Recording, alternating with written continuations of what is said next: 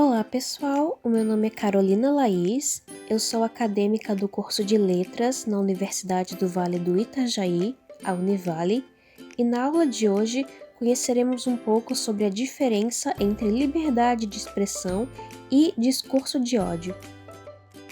Os objetivos da aula de hoje são conhecer as definições de liberdade de expressão e de discurso de ódio, e diferenciar liberdade de expressão e discurso de ódio dentro de uma fala.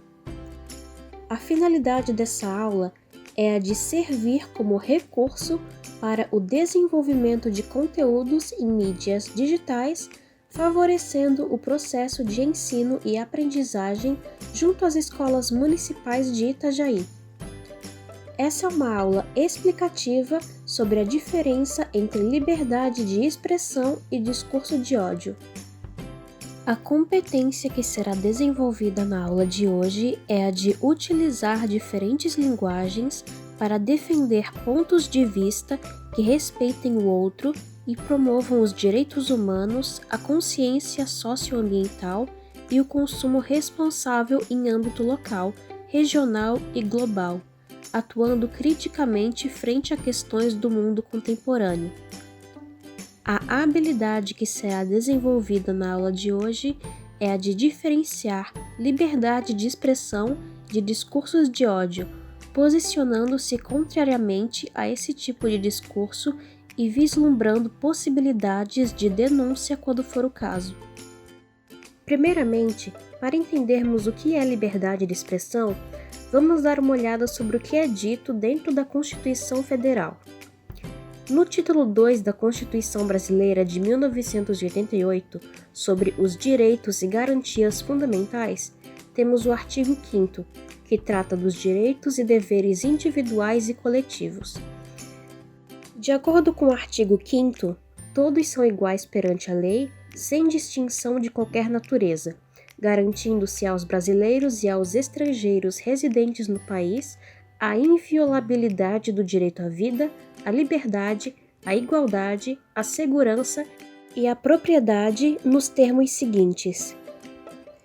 Os incisos que tratam sobre a liberdade de expressão são o inciso 4º, que diz que é livre a manifestação do pensamento, sendo vedado o anonimato, e o inciso 9º, que diz que é livre a expressão da atividade intelectual, artística, científica e de comunicação, independentemente de censura ou licença.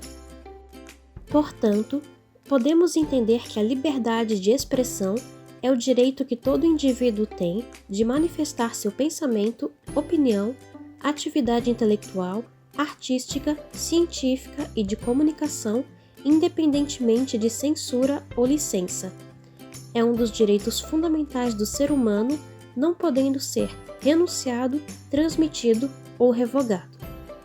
A liberdade de expressão protege a sociedade de diversas formas de opressão, sendo uma das características principais de uma sociedade livre, igualitária e democrática. Agora que entendemos o que é liberdade de expressão, vamos entender o que é discurso de ódio. O discurso de ódio é uma forma de discurso que incita a violência e a discriminação contra pessoas que apresentam uma característica identitária em comum, como cor, gênero, opção sexual, nacionalidade e etc. Esse tipo de discurso parte do ódio ao diferente, que leva à discriminação e ao preconceito. O discurso de ódio é considerado crime no Brasil e em diversos outros países, sendo também um atentado contra a Declaração Universal dos Direitos Humanos da ONU. Talvez agora vocês estejam se perguntando, mas e o artigo 5º e a liberdade de expressão que tanto falamos, por que eu não posso me manifestar por meio do discurso de ódio? Acontece que o próprio artigo 5º da Constituição, que já vimos, apresenta os seguintes incisos. Inciso 10.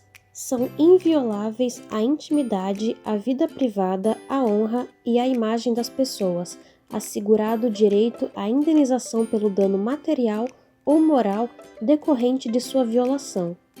Inciso 41.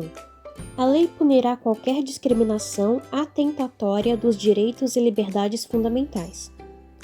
Inciso 42. A prática do racismo constitui crime inafiançável e imprescritível, sujeito à pena de reclusão nos termos da lei. Lendo esses incisos, podemos compreender que o artigo 5º fala tanto sobre os nossos direitos quanto os nossos deveres com relação à liberdade de expressão. Ao mesmo tempo que o artigo 5º fala que nós temos direito de nos expressar e de não sermos censurados, ele também fala que nós não podemos cometer discurso de ódio e não podemos discriminar as pessoas. Em outras palavras, podemos dizer que a nossa opinião deve ser um equilíbrio entre os nossos direitos e os nossos deveres. No caso, o nosso direito é o direito da liberdade de expressão que nós temos, de poder expressar as nossas opiniões sem censura. Já o nosso dever é o dever que temos de respeitar todas as pessoas e de não cometer discriminações ou realizar discursos de ódio. Para que possamos diferenciar um discurso de ódio de um simples discurso de expressão livre, devemos estar atentos a algumas características que são muito comuns nesse tipo de discurso.